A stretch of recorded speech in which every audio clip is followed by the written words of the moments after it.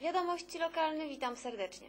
Częstochowscy policjanci zapobiegli bójce, która mogła mieć poważne skutki, gdyż zwaśnione rodziny uzbrojone w metalowe łańcuchy, cegły, pręty, a nawet nóż chciały stoczyć ze sobą bójkę.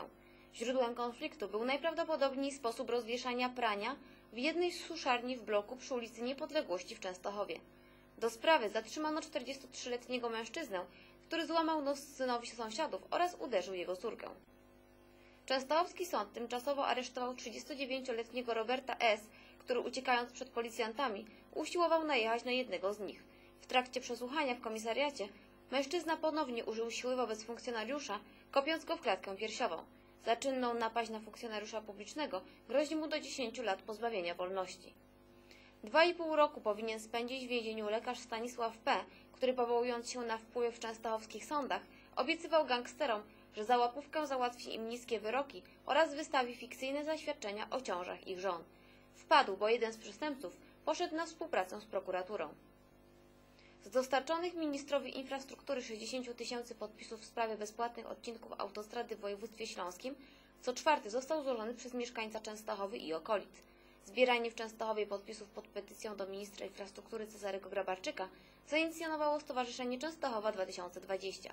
Potem postanowiło połączyć swe siły z podobnymi inicjatywami na Śląsku, uznając, że wspólna akcja ma większe szanse. Wszyscy zatem wołają jednym głosem, że autostrada ma być bezpłatna. W dniach od 6 do 10 czerwca w ramach Częstochowskiego Festiwalu Kultury Alternatywnej Frytka Off organizowane będą warsztaty tematyczne, w których udział jest bezpłatny. Każdy, kto weźmie udział w warsztatach, będzie mógł nie tylko zdobywać nowe i szlifować dotychczasowe umiejętności, ale i zaprezentować je szerokiej publiczności, a nawet zdobyć specjalny urzędowy certyfikat. Zgłoszenia chętnych przyjmowane są do 31 maja na podanej stronie internetowej. Powiatowy Urząd Pracy w Częstochowie rozpoczyna nabór wniosków na zorganizowanie przez pracodawców staży. Od 18 maja wnioski przyjmowane będą równolegle na zorganizowanie stażu dla osób bezrobotnych w ramach środków Funduszu Pracy oraz dla osób bezrobotnych niepełnosprawnych w ramach środków Europejskiego Funduszu Społecznego. Z uwagi na ograniczoną wysokość wsparcia na tę formę aktywizacji zawodowej, wnioski będą przyjmowane do czasu wyczerpania możliwości finansowych urzędu.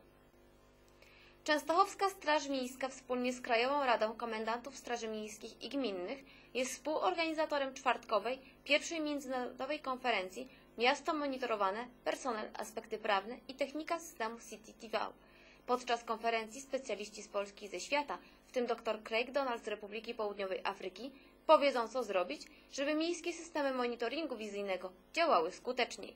Eksperci zaprezentują doświadczenia miast o różnej wielkości i specyfice. Szczególny nacisk położą na aspekty prawne funkcjonowania systemu monitoringu wizyjnego w Polsce. Miejski Zarząd Dróg i Transportu w Częstochowie informuje, że od 23 maja do odwołania przewidywany jest kolejny etap prac związanych z budową nowej linii tramwajowej.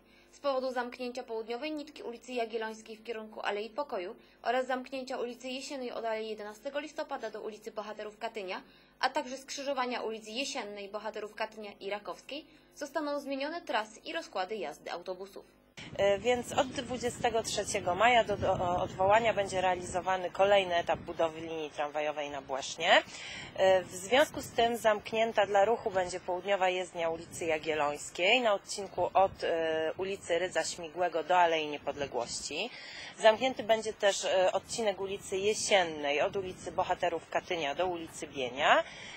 I wreszcie zamknięta będzie ulica Orkana od skrzyżowania z Alei 11 listopada do ulicy Jagiellońskiej. W związku z tym oczywiście wyznaczone zostały objazdy, te objazdy ulicami Aleja 11 listopada, ulica Jesienna, ulica Rydza Śmigłego, ulica Bohaterów Katynia, Aleja Wojska Polskiego i ulica Rakowska. W związku z tymi zamknięciami autobusy komunikacji miejskiej również będą kursować objazdami. W związku z tymi zamknięciami również autobusy komunikacji miejskiej pojadą objazdami. Te objazdy będą dotyczyć linii numer N4, 19, 20, 21, 24, 26, 27, 35 i 38. Te objazdy oczywiście również od poniedziałku 23 maja. I jeszcze jedna nowość, od poniedziałku 23 maja zostaje zlikwidowana linia numer 34. Większość kursów tej linii przejmie linia numer 20, której trasa na znacznym odcinku będzie przebiegała analogicznie do trasy linii numer 34. Wszystkie informacje o tych objazdach znaleźć można na przystankach, a także dokładnie podane one są na stronie www.mpkczest.pl. W salach na parterze ratusza przy Placu Biegańskiego Muzeum Częstochowskie oddało do zwiedzania kolejną wystawę w gabinecie wybitnych częstochowian. Fotografie, przedmioty, dyplomy i odznaczenia opowiadają o Włodzimierzu Błaszczyku, dawnym dyrektorze Muzeum Regionalnego w Częstochowie, który wprowadził tę placówkę na szerokie ogólnopolskie wody. W klubie Politechnik w Częstochowie na scenie pojawił się w środę Roman Kryst, założyciel i lider częstochowskiej kapeli wisiatnej Kapela Romana. Prezentował młodym słuchaczom melodie ludowe. Muzyce towarzyszyła wystawa zabytkowych i egzotycznych instrumentów. Dzięki pasji, zamiłowaniu oraz uporowi muzyka na każdym z instrumentów można grać, co lider kapeli Romana udowadniał na scenie, grając na maleńkim rosyjskim akordeoniku wyglądającym na zabawkę. W czwartek w Akademickim Centrum Kultury i Sportu w Częstochowie odbyła się impreza artystyczna promująca osiągnięcia artystyczne dzieci i młodzieży o specjalnych potrzebach edukacyjnych pod nazwą Muzyczna Scena Integracji. W festiwalu wzięły udział zespoły prezentujące dorobek artystyczny dzieci i młodzieży z niepełnosprawnością intelektualną i fizyczną. Gwiazdą i przewodniczącym jury był Oleg Klepacz, wokalista formacji Nieżywych Schabów. To wszystko na dziś. Dziękujemy za uwagę. Do widzenia.